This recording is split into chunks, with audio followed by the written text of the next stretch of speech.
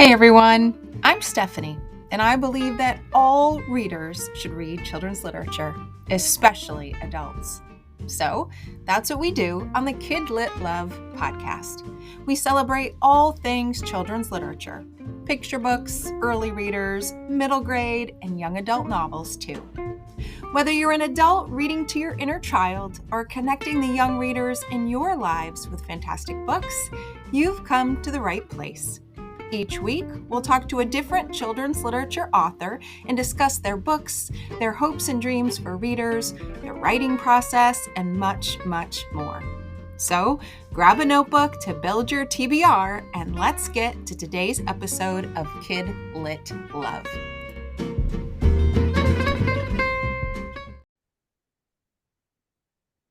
Hey everyone, welcome back to the Kid Lit Love podcast. I'm Stephanie, your host today, here to introduce today's author, Cynthia Harmony. Cynthia is a bilingual author who brings the beauty of multiple languages to her picture books. She's written multiple books for young children, including Mexico, one of the books in the Our World series, Ciudad Sings, or Mi Ciudad Sings, and the book we're going to talk about today in more depth, A Flicker of Hope, A Story of Migration, a book that has already earned 3 stars, one from Kirkus, one from Publishers Weekly, and one from School Library Journal. All of her books are stunning. I've read them all. I love them all. And I think they so beautifully embrace life and living and our heritage. And I'm so grateful to talk to her today. So, Cynthia, welcome to the Kid Lit Love podcast. I'm so glad you're here. Hi, thank you for having me. So glad to be here, and thank you for that introduction. Oh, you're so welcome, and it is so deserved. So why don't we start with a little more introduction coming from you? Can you give listeners a little background of who you are and your writing, and specifically mention those first 2 books, since we're going to spend most of our time on A Flicker of Hope today, and that way they'll get the well-rounded picture. Sure. Yeah. So I'm originally from Mexico City. That's where I was born. I grew up and went to school there. And then I studied abroad. I studied in Spain, my master's in education. And that's where all these book idea and publishing idea began. Because I started working on textbooks that eventually got published in Mexico while I was doing my master's. And then, but while I was there, they have these amazing publishers for children over there. And then I just fell in love with picture books, and I knew that that was something that I wanted to pursue later on. So in the beginning, as an educational professional, I worked in museums. So I worked for children for a long time. For many years, I developed content for children, bilingual, for labels and guides, and working with teachers for children and science museums for both. So that was a really fun job. But as I developed more content, I wrote more. I just really wanted to eventually go into publishing books. And then I moved. I live in Arizona now with my family, my husband and my 2 kids. And as soon as pretty soon after I moved here, I decided I wanted to pursue publishing. So I started taking classes for children's books, in particular picture books. That was like my main goal.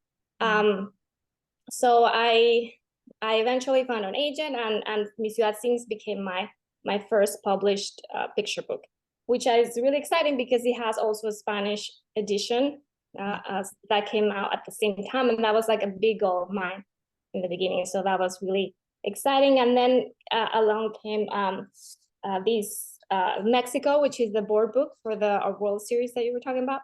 That was really fun, just being part of the series. And this is for preschoolers, basically, for younger kids. It was so much fun to work on this book. And it's basically what it is. This book is about a day in the life of a preschooler in Mexico. So you get to experience what a kid there would. And what the editor wanted to do, this was Kate De Palma, Barefoot Books. She wanted to have the authors that actually grew up in those places, in those countries, to write the story and also illustrate those stories. So it's a really special project. I'm really happy I got to be a part of that. And then now comes the flicker of hope, which we'll be talking about. Yeah.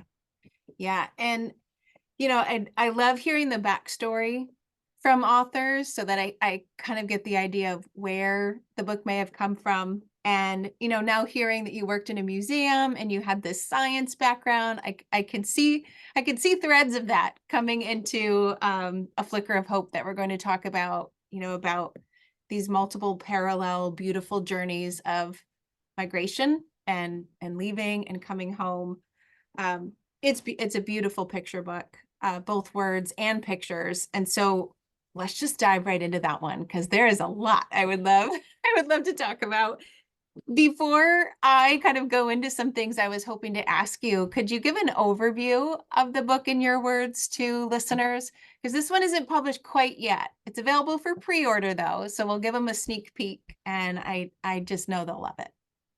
Yes, it's coming out very soon, just a few weeks. And it's a parallel story. So it's a story about the monarch butterflies. There's a reserve in Mexico where they go in the winter time. It's two states, the Michoacan and Estado de Mexico. And then they travel in the springtime. They travel, it's north, and they go all the way to Canada, and then they will come back to the same forest in the next winter. So they're amazing. Monarch butterflies are just like wonders. They're amazing species. So these there's this reserve in Mexico that actually my sister worked with this community, which is the indigenous Mazawa community that lives in this region, and she worked with them with their crafts and also making a video so people would know that there was these tourist offerings for that specific place. So after hearing her stories, I was just like amazed, and I just really wanted to write a picture book about that. But it's also a story, like while I was working on this, it was also a story about, this is the story of migration, basically. Mm-hmm. My main character is called Lucia, and it's also the story of her and her dad, her papa, that also has to travel north in search of work and to help his family survive. So, and then he goes up north during the springtime, and then he will come back when the monarchs come back, also in the fall and the winter time. And Lucia is waiting for him. So it's the story of both intertwined. Yeah. Which I loved. I loved that parallel journey and how they were comforting to each other, in some ways as well. But you also have, the parallel language. You bring in both languages, and it's beautiful. It's so lyrical and beautiful.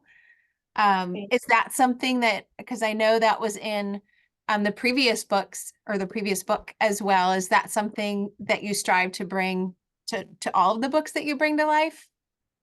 I do. It's in the beginning when I first started writing, was not bringing in Spanish, but then as I really became more comfortable with like writing my story, like my own voice, and writing stories that had to do with my experience, my culture, my perspective. It just was a natural thing to just add it. And in the beginning, I wasn't sure if I was gonna be allowed, like if the editors were gonna be like, okay, you can do that. But I was like, it just sounds like so natural to me that this is how the story should be. So I just started. Well, it's also for kids, so it needed to make sense, and it needed to, you would need to be able to understand what we're talking about, which helps with the pictures as well, because it's a picture book, so the art helps a lot. But it was just like the sound. Yeah, I like writing in a lyrical way because I find like the sound, because it's going to be read out loud, so the sound it's important. So I also wanted to have the sound of the Spanish, of the words that I grew up um, speaking and listening to. So yeah, I eventually just became a way. It wasn't on purpose, but it just kind of became like a natural way to incorporate some of that. Yeah. And it felt really natural for a reader, especially a reader who doesn't have a strong command of that other language. It just felt like it was this seamless, beautiful part of the narration. I knew exactly what those words would be because of the context and those beautiful illustrations. And for me as a reader, it just made me feel more immersed in the book and in the story to be able to read and hear and just experience that. So I think it added just so much to the living of the book as a reader who was reading it. I'm so glad to hear that. Yeah, because that was also kind of what we wanted. The intention at the end was just to make it authentic, just to make it like what it really is. So that's part of it. And just to help, what you were saying, like people that are not familiar with the language. So there is a glossary at the back, and then there's more explanation. But I find that, yeah, it's also like a good introduction to just certain words and part of the culture. Yeah. The book had such a lovely feel to it too. I think that's the power of a picture book.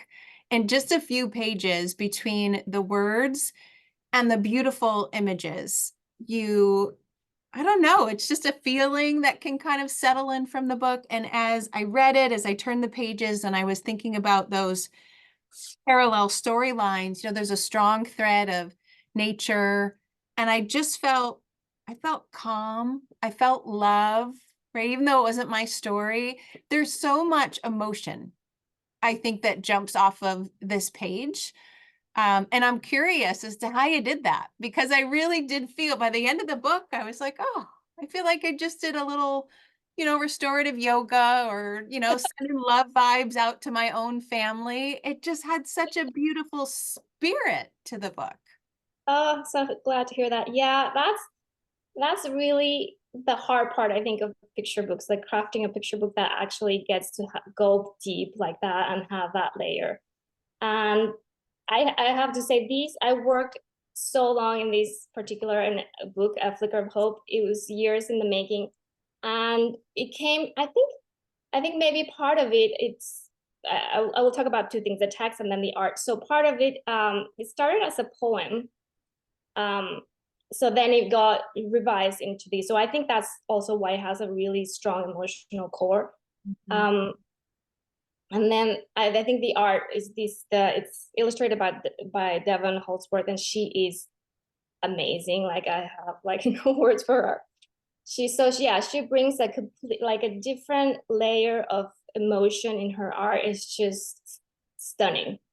And it's a whole experience on its own. Like I think it's just that good. And then I also, like I was saying, it took a long time, took years to revise. I submitted this story years ago, and I won a mentorship for the We Need Diverse Books organization. So I worked with Rob Sanders, was my mentor about 3-4 years ago, and we worked in this particular story. So he really encouraged me to dig deeper. Like that was the main aspect of the revision, just to go deep into the emotions and still make it like child friendly experience. But it's really a story about setting the tone, of how you're supposed to feel about how can you describe the wonder of butterflies, and also this close bond between the daughter and the father. Yeah. So that's Yeah. what. And that comes through, that bond comes through in the words, it comes through in the illustrations, and I don't know how she captured those faces kind of tilting up. It was just so beautiful. And then even the text placement across the pages, and you've got some really neat features of up, up, up, and down, down, down, that just not only focus on the emotion, but again, I felt like I was right there. I was right there with it. It is Yes, beautiful. I have to give credit also, yeah, to my editor and the art director. I think it just, you can see their talent there, like right there. Yeah, how to place the text, yeah, all of that. It's amazing. It's this beautiful, smushing. I just said the word beautiful, and then I use the word like smushing. But when you combine all of those elements together, it's a beautiful experience for the reader. And that's me talking as an adult, and knowing that this book will be celebrated in classrooms everywhere too is just another layer. I'm sure that kids will walk away from it too. Now, I did love in the back, you do have an author's note and a how can we help section. Can you talk more about those and why you felt it was important to include? Yeah, I think the how can we help is like sometimes you read a story and you're moved by the experience of these characters, and you kind of feel compelled, like, okay, I would want to do something to help. Especially kids. I think kids are amazing, and they have this ability to be empathetic and then just want to do something, or know more. Sometimes it's just like, that's why there's a link, like, I want to know more, like, it's, and because it's based on something real, like it's a real community, it's a real reserve, like you could go actually experience this. So I thought that's why it was important to. And honestly, just like this book encapsulates like so much of my values and beliefs of like everything growing up in Mexico. And I think it's just a different level of like, poverty, or these concepts are not far away. It's something that you have really close. It's on a daily basis. So you have a different kind of understanding for compassion. Yeah. So I feel like I needed to express that also in sometimes, like, well, you can, if you're able to travel there and experience that would be wonderful, and here's how you can learn more, but also in just where you are, like sometimes we're connected in ways that we don't think we are, even when we're far away. So like the food on our plates is, it's really connected to maybe the story of a family far away, that in a different country, but there's things that we can do. So, and then that's why I mentioned some of the things we could do, just like, yeah. And then I think the main part that I wanted to include is like, yeah, you can support people that are leaders that will actually take care of, make decisions, compassionate decisions for everyone, like not just for your community, but for the whole world. So, Yeah. Well, yeah. listening to you talk right there about the book, why you included it, I can see that's how the emotion came through, right? Because there's parts of you and your family and where you grew up, and I can feel that on the page. And I love when there is a note like that, because I am that kind of reader. I always was as a kid. I wish that we had Google when I was younger, because I would have been Googling, as I found myself in your book, going through, I wanted to know about those braided baskets. And oh my gosh, is this actually a place I could add to my bucket list from, my bookish bucket list? Quick little YouTube videos of just how many butterflies that might be. It did spark that in me as well, this wanting to know a little bit more. And I can definitely see kids doing that in the classroom. And as you mentioned, kids are more, at least in my experience, they're more readily willing to talk about how to help and then actually do it without thinking about, I'm just one kid, right? They have that, Yeah. well, I don't know what the word is, but that spirit of just, let's do it. And I could definitely see that being sparked from this book. Yeah, absolutely. And one other thing that brought me great joy is the bright orange end pages. It just is Oh. so beautiful. It just adds right to it. I know. I know. I love, and papers are one of my favorite things in picture books. It's Yeah, just, yeah, when I saw that, I was like, oh my God, it's just, yeah, the art is amazing. yeah. And like I said, it makes it an experience that is just that much more enjoyed when all of those elements come together. Yes, absolutely. Yeah. And then, yeah, something that I don't know if some librarians do these, but it's something to do in the classroom as well. I'll just show you over here. Like my kids love to do these and discover, like this is, for example, you could open the cover and the back just become one spread. It's beautiful. Yeah, those things that you could like just spend so much more time like admiring and Yeah. discovering new things in the art. And I did that because I love to take the paper sleeve off of the hardcover and see what's underneath, because sometimes it's just a plain, beautiful color with just the title or it's embossed, and yours mimics the Yeah. paper sleeve itself so that you can open it up to that double page spread on the back. That was so beautiful. Yeah, I could keep myself entertained in picture books for a long time. Yes, me too. I love it. So when is the official book birthday? So people know when they could get their. Yes, it's February 27th is the actual date. It'll be available in stores, yeah, everywhere. Okay, perfect. So this is good timing to pre-order help all those algorithm things and then get it in people's hands at Exactly. Yeah. That'd be great. Now, I know that this one technically isn't out quite yet, but I also know that you have more books coming, right? Could you give us a sneak peek into those for readers who might also be interested? Yes. So I have two more books that were already announced that are coming 2025 and 2026. And those are fiction. The one is called Apapacho Love, which is a love story about hugs. Apapachos is a word that comes from the indigenous Nahua language. So it means basically cuddles or hugs. It's really common in Latin America. And so it's a story about that, about a girl that is missing her mom for the first time. Her mom goes off on a work trip, and she doesn't know how she's gonna get those cuddles and the hugs, and how is that gonna work? So she just discovers ways around her to find that love. And then the book Sweet. after that's called, yeah, I'm really excited about that. That one's going to be illustrated by Erika Mesa. She's a Mexican illustrator. She's fantastic. So I'm really excited about that one. And then the next one is Hasta Pronto is a Promise. And that's about a girl that it's her first day of school, and she discovers that her best friend is not in her classroom, which I know has happened to my kids, and I know it's a really common experience. And then you'll have to deal with that, how to deal with your friend in a different classroom, how are they going to survive? So it's a fun but a sweet story about she remembers her abuela or her giving her these advice that hasta pronto is a promise to be together again. So that's how she kind of navigates that first week in school. So those are the two stories coming, and then there's another nonfiction, hasn't been announced yet, but it's also a nonfiction. It's more on the science side that's coming after, and another one also that hasn't been announced You're either. So busy. You're very yes, busy.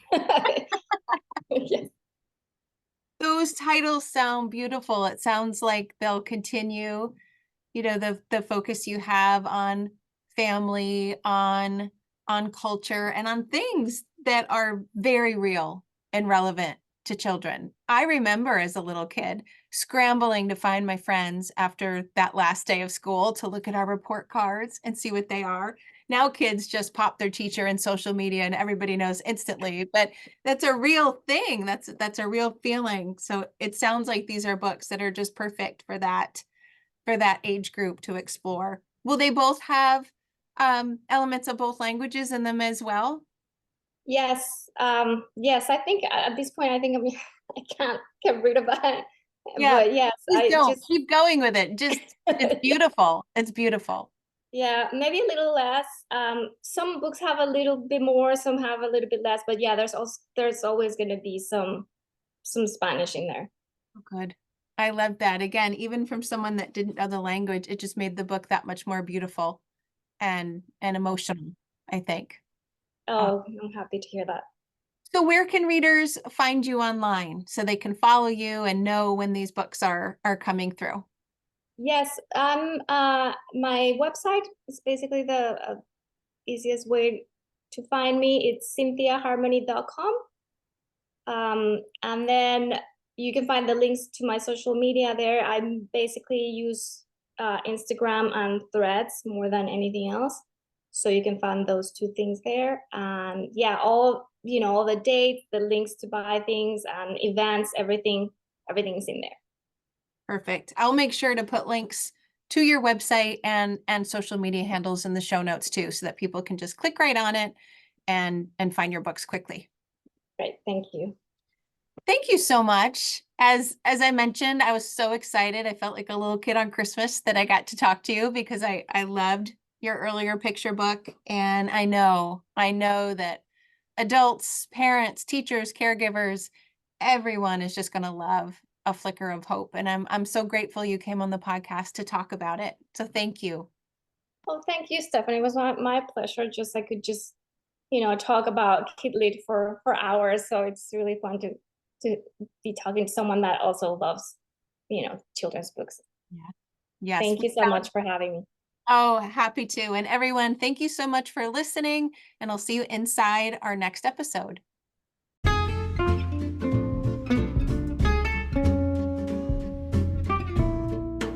Thanks for listening to today's episode of the Kid Lit Love podcast. You'll find links to all the books, resources, and ideas mentioned in the show notes at alitlife.com. And if you want more, you might like to listen to my other podcast called Get Literate. It's a podcast that explores all things books and reading, notebooks and writing, and everything in between to build a life you love. One more thing.